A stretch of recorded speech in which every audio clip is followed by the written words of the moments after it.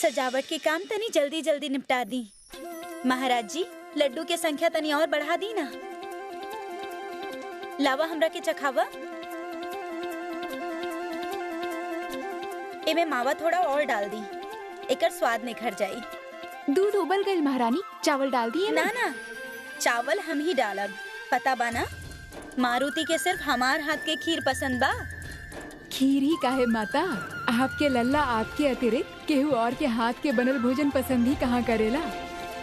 कल उनकरा खातिर भोजन आप बना दे हब, किंतु आज जौन हम बोलब वैसे ही करब। आज हमार लल्ला के जन्मदिन जौन बा। जी माता। ओहो 5वां, ई वाला जन्मदिन तो सब प्रकार से विशेष बा सुजाता। हाँ काकी, काशी से प्रकांड पंडित भी आ रहल बाड़न काकी। सुन ले बानी, नियम और समय के अत्यंत पक्का बाड़न हो। थोड़ा सा भी इधर उधर भइल ना तो कदाचित क्रोधित भी हो सकेलन। महारानी का भइल, जगेलू मारुति के? हम उनके जगावे के बहुत प्रयास कईनी महारानी, परंतु मारुति आँख ही न खोल रहल बानी।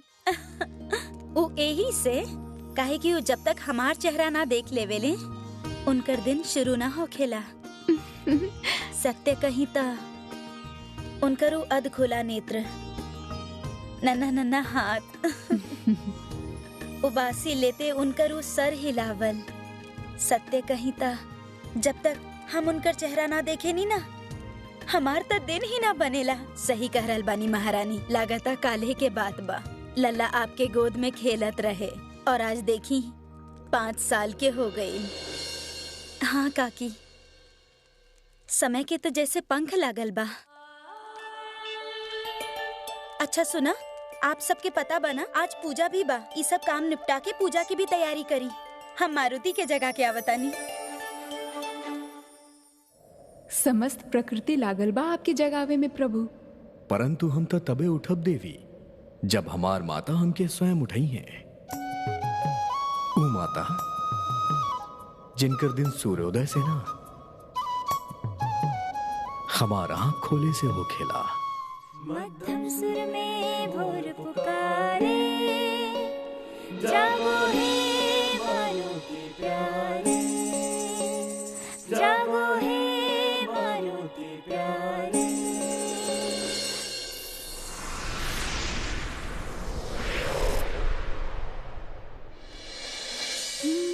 निंदिया को अब घर जाने दो, सपनों को अब सो जाने दो। मेरे नन्हे राज दुलारे, जागो हे मारुति प्यारे, जागो हे मारुति प्यारे।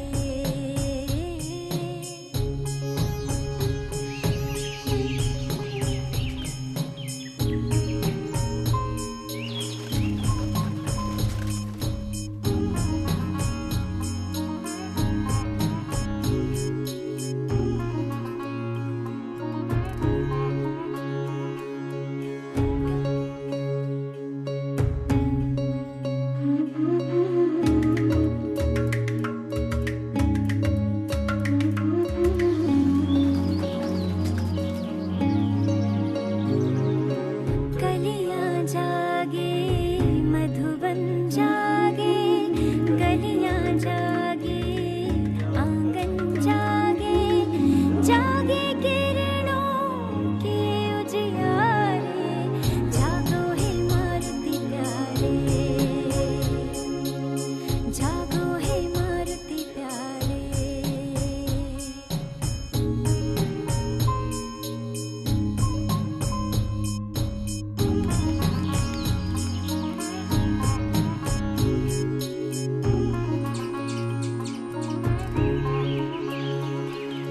पंचम राग में पंछी चहके, बेले लचके फुलवा महके, तेरी इन पलकों के द्वारे, जागो है मारुति प्यारे। आस भरी बाहें फैलाए, मेरी ममता तुझे जगाए, उठ जा मेरी आँख के तारे, जागो है मारुति प्यारे।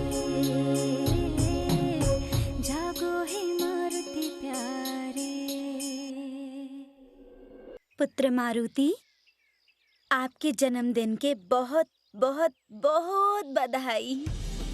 आज के शुभ दिन हम महादेव से इहे प्रार्थना करतानी कि हमार आँख के तारा कबो हमार आँख से दूर ना होके। आपके पता बा, आज के इस विशेष दिन के उपलक्ष्य में हमें को बहुत बड़ा पूजा रख ले बानी। फिर से पूजा? हाँ, चली चली चली, उठी उठी उठी उठी उठी। अब जल्दी से स्नान आदि करके तैयार हो जाएं। माता, हमरे बदले आप ही कर ली ना पूजा। अरे हमार माता करे या हम करी, एक ही तो बात बा। किंतु जन्मदिन के कर बा, हमार की आपके? हमार और हमार माता के जन्मदिन एक ही दिन ता आवेला। कैसे?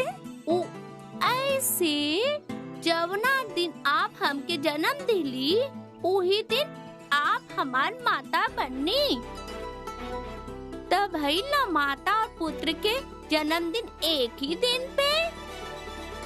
अब हमके नींद आ रहल बा। अरे मारुति, के सिखावेला आपके सारा बात? चली उठी, बिस्तर छोड़ी, बहुत सो चुकनी आप।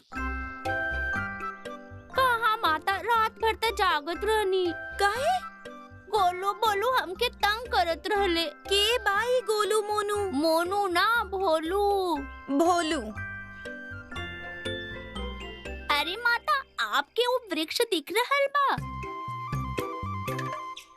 गोलू मोलू अपन माता और पिता के साथ वही पे रहेले।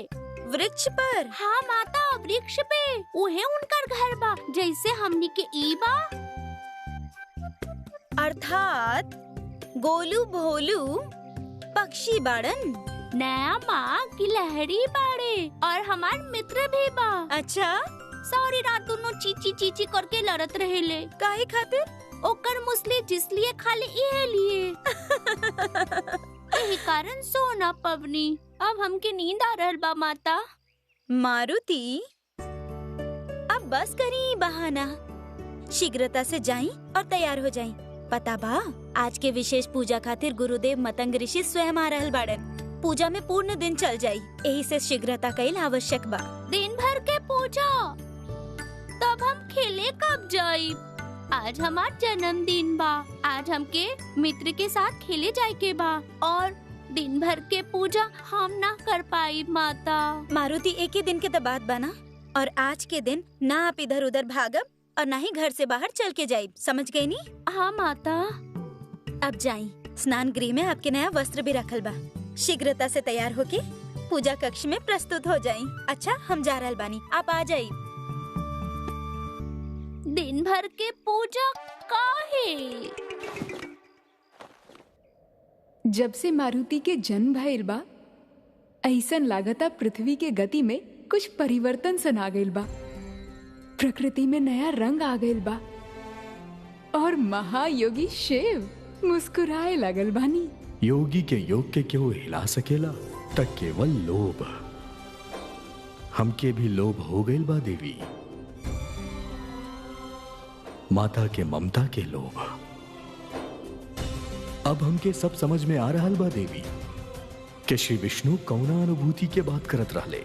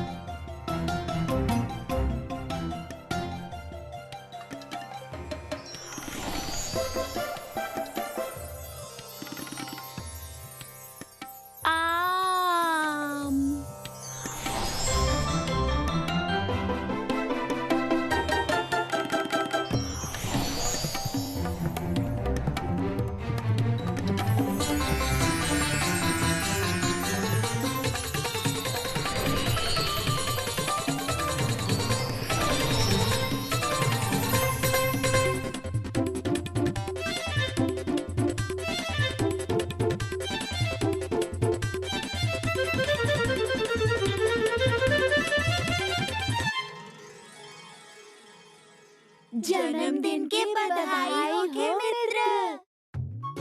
आँख खोला मित्र, ई देखा हमनी तहरा खातिर का भेंट लाइले बानी। आँख खोला मित्र। हम काले रानी ना आम देख के मारुति सम्मोहित हो जाला। अरे मारुति,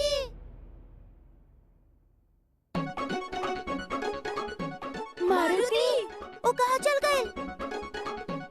उड़ान!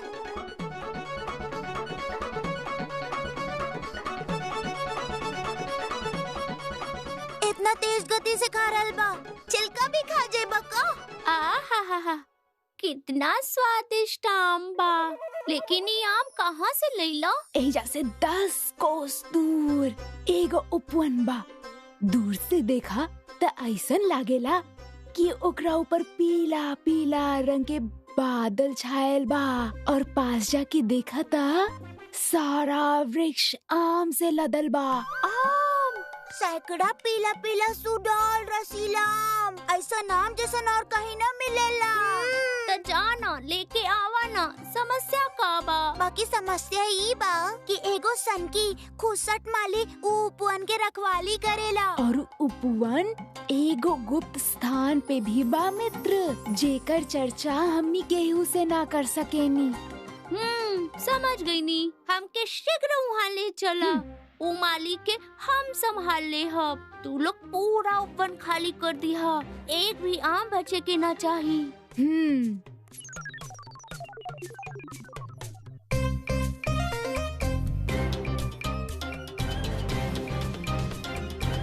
मारुति, परंतु रानी माँ के आदेश के का होई?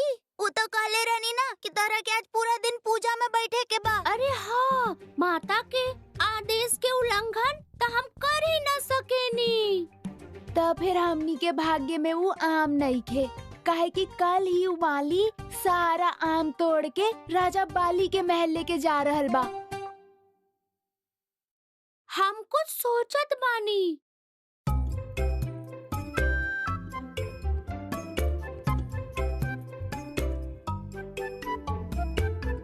मिल गइल। माता के आदेश के पालन भी होई और रसीला आम के आस्वादन भी होई। कैसे? माता चल के जाए के मना कइले बाड़ी। अर्थात कूद के जाए के बारे में तो कुछ कहली ही ना।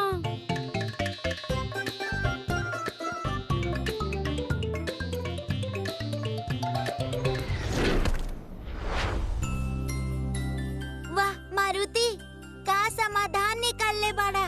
और ना तो का, ऐसे ही थोड़े ना हमने मारुति के अपन सेनापति चुन ले बानी। तो ढूंढ ही लेलक मारुति उपाय। अनोखी समस्या के अनोखा हल। जीवन बा त संकट भी त आई, परंतु संकट के स्थिति में स्मरण ई रहे के पहेली के हल सदैव पहेली में ही छुपल रहेला देवी। आवश्यकता होखेला था केवल ओकरा देखे के दृष्टि के। अर्थात मारुति के ई लीला में भी कौनो सीख छुपल बा। अवश्य, सारा खेल दृष्टिकोण के ही बा देवी। प्रायः केवल दृष्टिकोण बदले से हा समस्या समाधान में बदल जाला।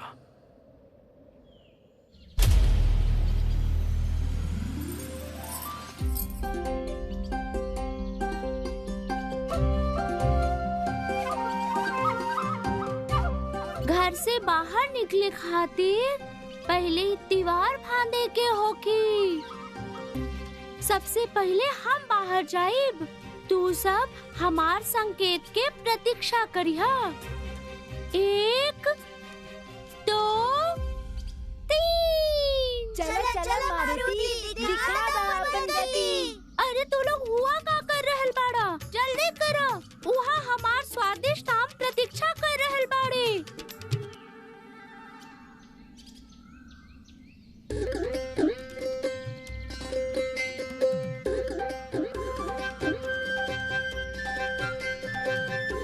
अरे तू लोग हुआ का कर रहल बाड़ा? जल्दी आवा।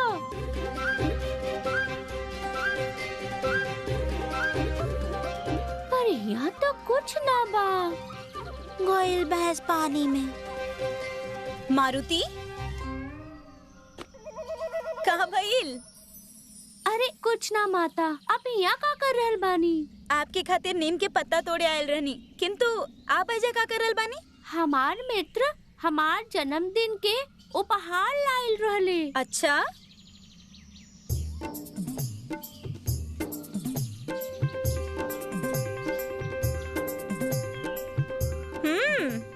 कौन मित्र? ये सारा लोग कहाँ चल गईले? का देख रहल बड़ा मारुति? अरे कुछ ना माता। और उपहार कहाँ गई? वो तो खा गई नी। मित्र उपहार खा गईले? ना ना माता, हम खा गई नी। मित्रन के? अरे ना माता, वो तो उपहार में आम लाइल रहले। शीघ्र जाइए और स्नान कर ली। पुरोहित जी आ गए बाड़न। हमनी के हमार कुल देवता पवन देव के मंदिर भी जाए के बा। यदि और विलम्ब हो गई ना तो मुहूर्त निकल जाई। और सुनी, अपन मित्रन के भी लेके जाई।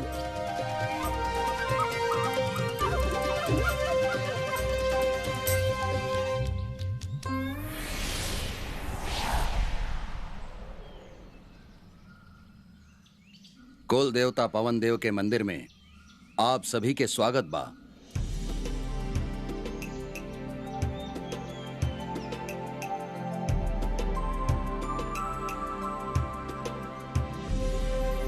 मारुति, जाके सब लोग के प्रणाम करी। आयुष्मान भवा।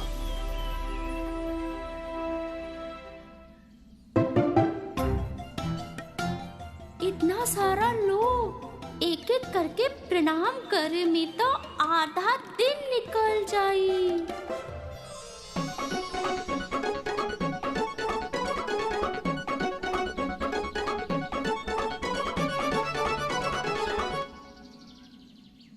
आप सबके मारुति के प्रणाम।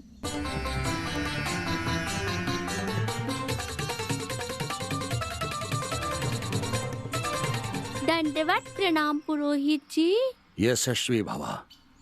आज हम सब यहाँ पवन देव के अभिवादन खातिर यहाँ एकत्रित भइल बानी। बालक, आज आप 5 वर्ष के हो रहल बानी। आज आपके जन्मदिन ई खातिर विशेष बा, काहे कि सहसावस्था से बाल्यावस्था में प्रवेश कर रहल बाड़ा।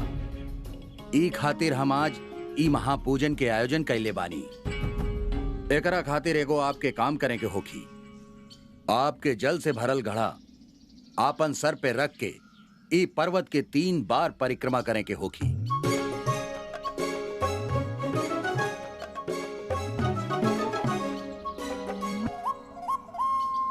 परिक्रमा पूर्ण होखे के पश्चात आपके ई पर्वत के शिखर पे चढ़ के पवन देव के मूर्ति के हुए पावन जल से अभिषेक करे के बा। पुरोहित जी, हम जैसन बालक खातिर ये कार्य कुछ कठिन न है। दुष्कर ई खातिर बा बालक, काहे कि आपके देवता भी दुर्लभ बाड़े। पवन देव आपके कुल देवता बाड़े, कौनो आम देवता ना।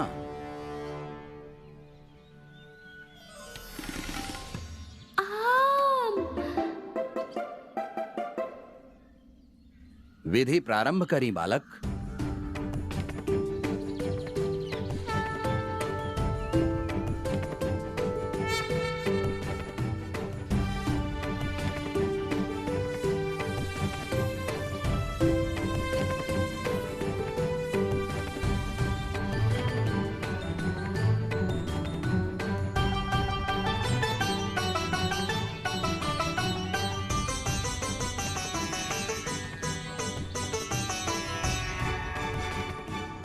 पुरोहित जी, हमरा के एक स्थान पर पहुंचल बहुत आवश्यक बा।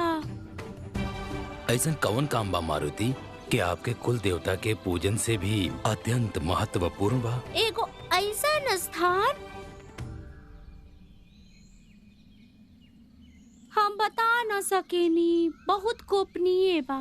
तब फिर हम जौने विधि के पालन हम यहाँ कर रहल बानी ओकरा विषय में गुप्त बात हम आपके बतावत बानी।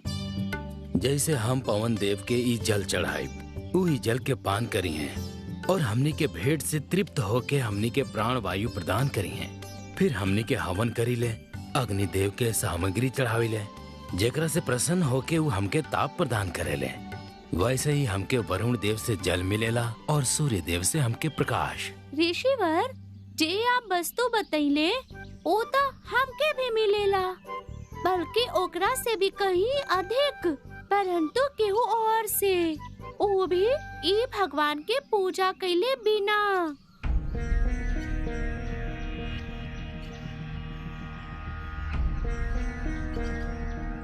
ऋषिवर, ई बालक का कह रहल बा।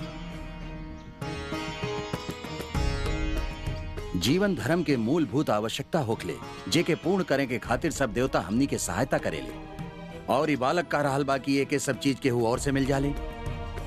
का एकर अर्थ ही बा कि पृथ्वी पे केहू दूसर भगवान बा? आप बिल्कुल उचित समझ ले बानी पुरोहित जी। यदि ऐसन बा तब बतावा उ के बा? हमार माता।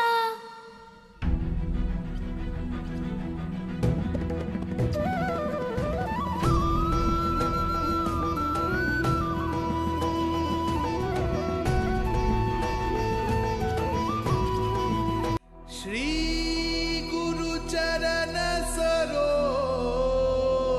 रज निज मनु मुकुरु सुधारी, बरनउँ रघुबर बिमल जसु। सच पंडित जी, हमार माता बानी हो, जे आपन भोजन भूल के पहले हमके खिलावेली। कितना भी थकल हो कि पहले हमके सुलावेनी, फिर स्वयं सोवेनी।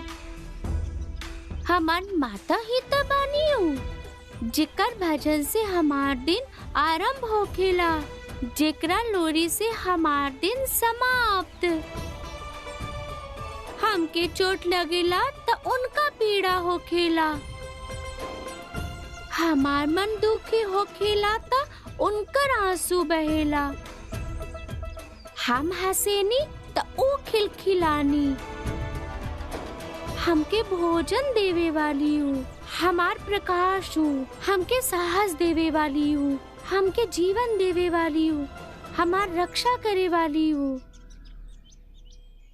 तब बताइए पुरोहित जी, जब हमनी के पास हमनी के माता बानी, तब केहू और के पूजा करे के का आवश्यकता?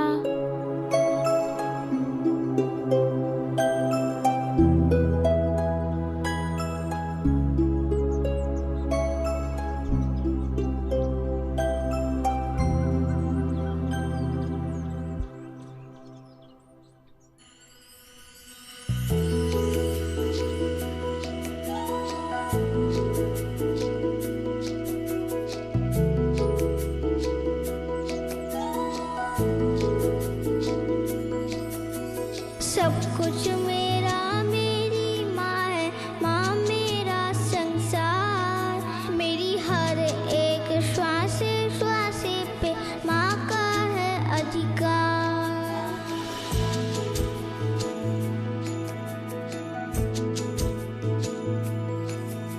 सब कुछ मेरा, मेरी माँ है, माँ मेरा संसार। मेरी हर एक श्वास श्वास पे माँ का है अधिकार।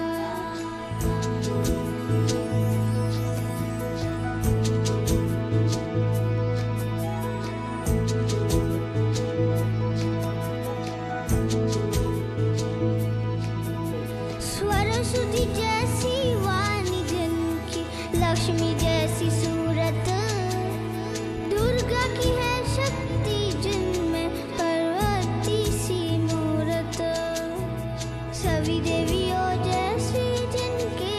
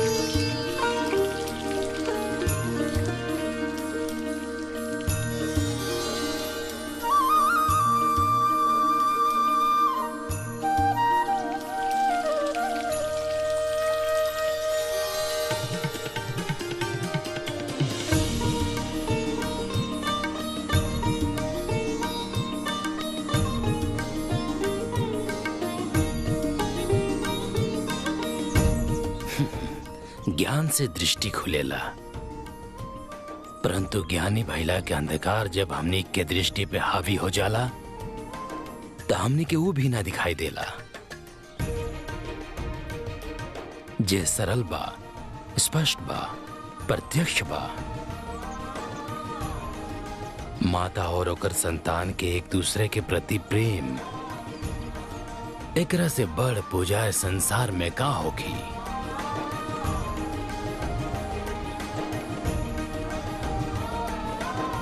ऋषिवर, सत्य हमनी के आंख के सामने रहे, जे के हम देख ना पाईनी, जे के ई नन्हा सा बालक देख लिहलेस।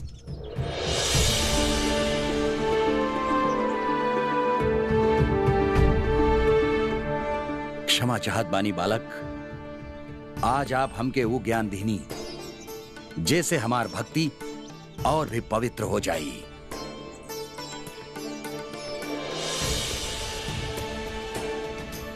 हमसे कोनो भूल भइल होके तक क्षमा करी। मारुति, प्रत्येक अर्थ में तुहार पूजा संपूर्ण भइल।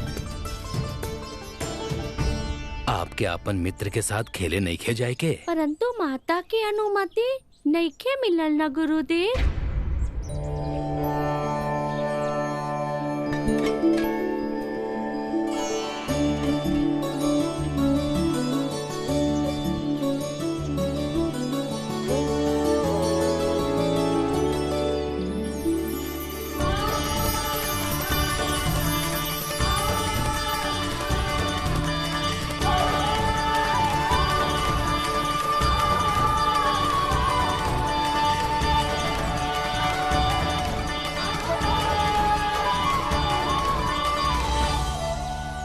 माता, यदि आप न चाहेनी तो हम न जाइब। बस आप रोई मत। आपके आंख में आंसू न अच्छा लगेला।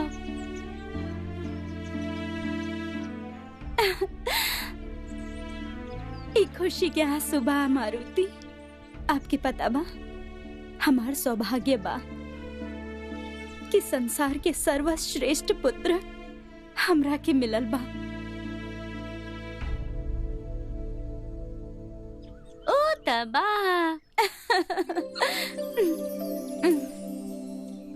एकर मतलब हम खेले जा सकेनी।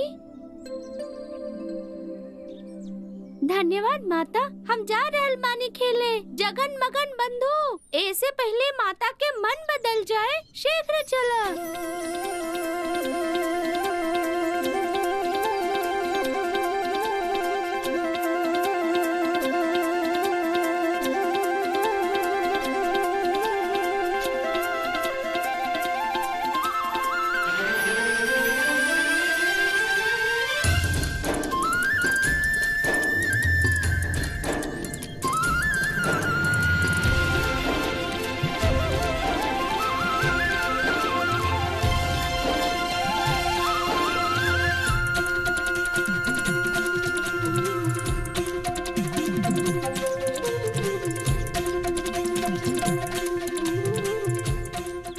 सुगंध यहाँ तक आ रहल बा। कहाँ बा ऊ उपवन? विशाल विभाजित द्वार के पीछे। दीवार?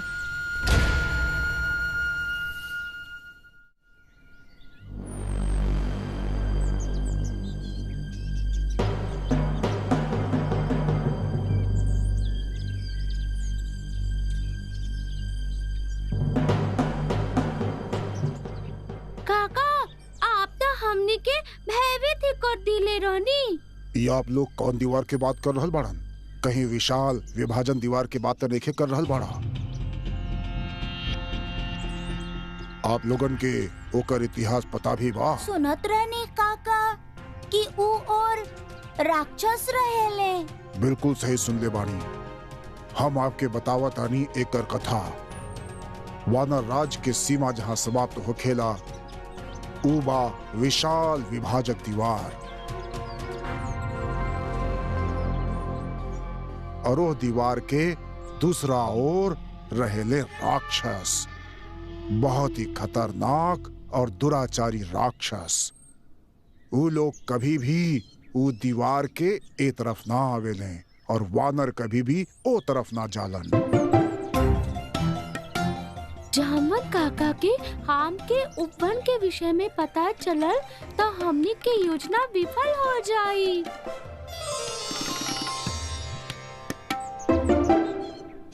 काका आप ना हमनी के मधु कैटवे के कहानी सुनावे वाला रहनी ना। आप कहले रहनी कि वो दो असुरों के उत्पत्ति श्री विष्णु के कान से भइल रहे। अच्छा हाँ आप कहले रहनी। हाँ ओकरा पश्चात का भइल ओ बताई। हाँ बताओ तानी।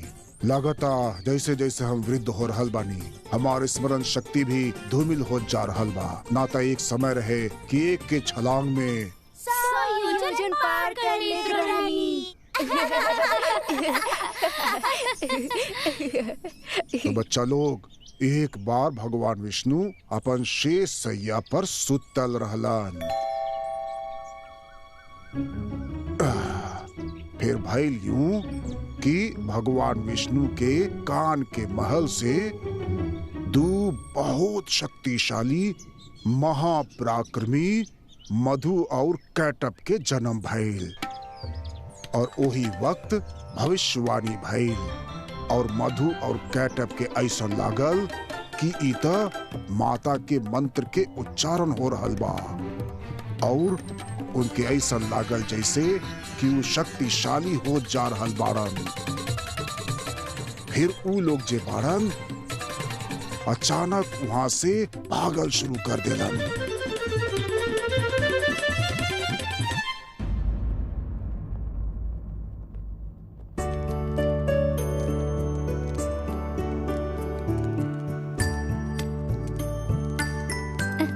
के बाये शुशु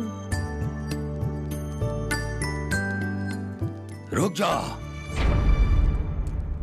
अंजनी के पुत्र बाई हमार सिंहासन छीने के चाहत बा। हम के मारे चाहत बाई परंतु हम ऐसन होके ना दे।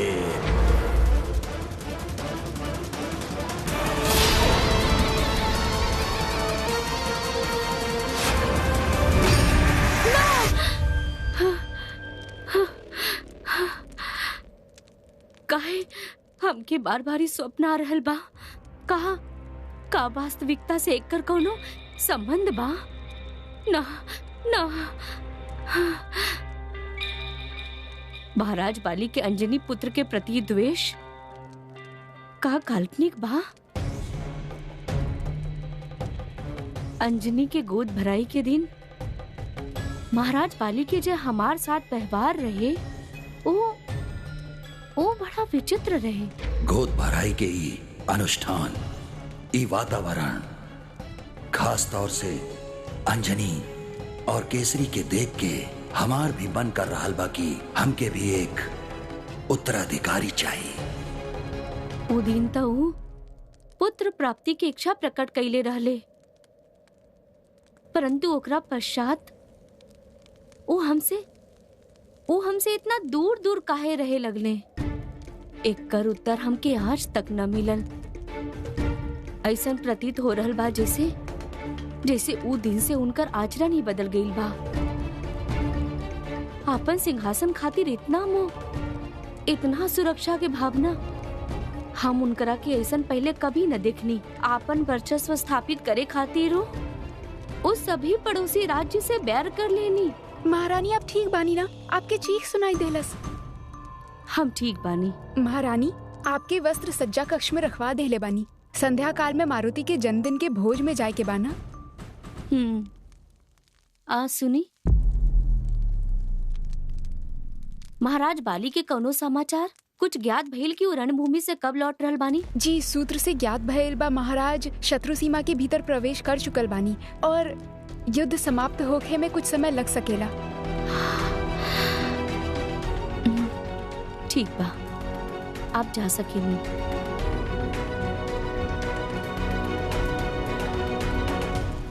उहाँ महाराज आपन राज्य के सुरक्षा के खातिर आपन प्राण के दांव पर लगा के शत्रु से युद्ध कर रहल बानी और यह हम न जाने उनका विषय में का सोच रहल बानी। हमके पूर्ण विश्वास बा कि महाराज बाली विजय होके शीघ्र ही लौट आई हैं और एक बार पुनः सब कुछ ठीक हो जाए।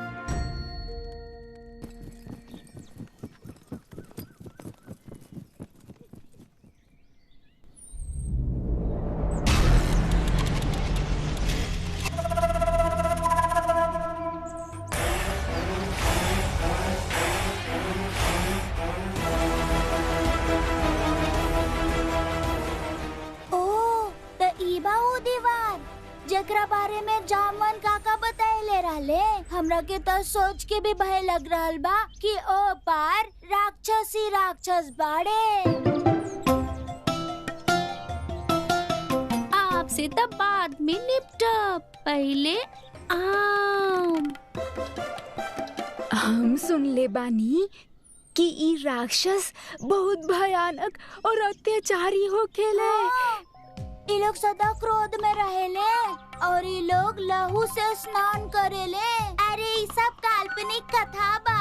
हम बतावतानी, तार के पेड़ जैसन हाथ, लंबाई इतना कि सूरज के छूली है, आँख ऐसन जैसे चूल्हा जलत होके, और ये मोटा मूली जैसन दांत।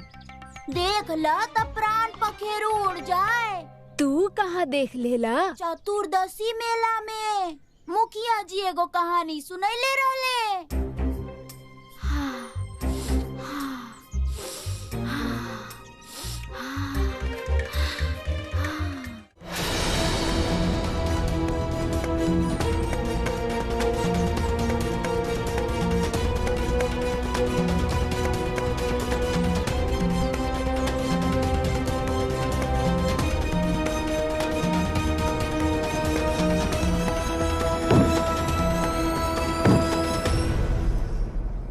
अरे बंधु, तू ना भरोसा के योग्य ही नहीं खा। हम सुन ले बानी कि असुर के जौन राजा बाड़े राक्षस राज रावण, उनकर 10 मुंडी बा, जेकरा कारण उनका के दशानन भी कहल जाला। 10 सर? हाँ, बड़ा समस्या बा। फिर तो कौन मुँह से खाई, केकरा से बात करी, केकरा से हंसी, कैसे तय करत हो कि 10 सर और 10 सर में आपस में लड़ाई हो गई था।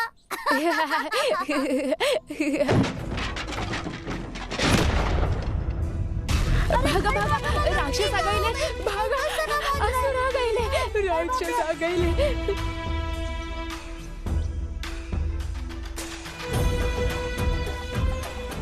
मारुति ओ जगह करल बड़ा मित्र, चला चला।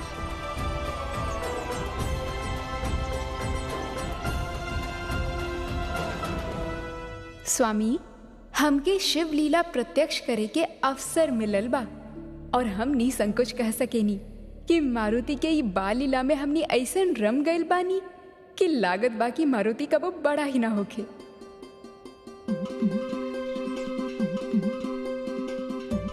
वाह, का सुंदर उपवन बा, का आम बा, मन प्रफुल्लित हो गए। प्रत्येक अवतार के एगो महत्वपूर्ण उद्देश्य होखेला देवी।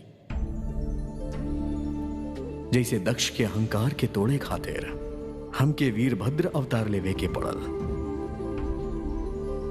ओकरा पश्चात भैरव अवतार के उद्देश्य रहे इस संपूर्ण सृष्टि में अच्छाई और बुराई के बीच संतुलन स्थापित करें। उह प्रकार मारुति अवतार के उद्देश्य बा सृष्टि में धर्म और भक्ति के स्थापना कई। आपके लीला आप ही जाने प्रभु, परंतु एगो नन्हा से बालक के आम के लालसा से धर्म की स्थापना कैसे होगी? हमके तो नहीं खे दिखत। आपके समान मारुति के भी ऐसा नहीं लागेला देवी कि वो यहाँ केवल आम खातिर ही आयल बाड़े, किंतु उनके ज्ञात नहीं खे कि आम के उपवन वो मार्ग जे उनकी अवतार के वास्तविक उद्देश्य के ओर ले जाई।